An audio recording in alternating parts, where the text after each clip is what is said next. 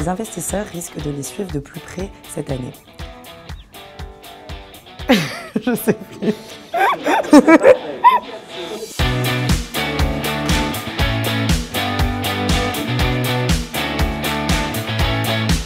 Du 23 au 26 mai prochain, les citoyens des membres de l'Union européenne éliront les 705 eurodéputés qui siégeront au Parlement jusqu'en 2024.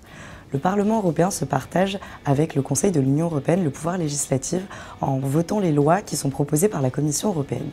Ces lois peuvent concerner des domaines qui relèvent des compétences exclusives de l'Union européenne, comme la concurrence ou le commerce extérieur, mais également des compétences partagées avec les membres de l'Union européenne, comme par exemple la protection du consommateur ou l'environnement. En deux mots, la montée du populisme. Les élections européennes précédentes ont peu fait parler d'elles et ont d'ailleurs souvent été boudées par les électeurs qui les considèrent comme secondaires par rapport aux élections nationales. Cependant, depuis quelques années, le paysage politique en Europe a bien changé et on observe une montée des partis populistes et eurosceptiques. Les élections de cette année deviennent donc un enjeu décisif car beaucoup redoutent de voir ces partis gagner un nombre important de sièges.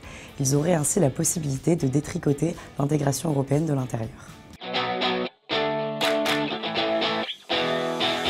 Par le passé, les élections européennes ont eu peu d'impact sur les marchés, mais les investisseurs risquent de les suivre beaucoup plus attentivement cette année. Il faut s'attendre à une campagne où les partis populistes multiplieront les déclarations chocs nationalistes, voire anti-européennes. Il faudra suivre de très près les titres de la presse internationale, car ce sont eux qui pourront créer de l'inquiétude chez les investisseurs non européens et entraîner l'écartement des spreads souverains.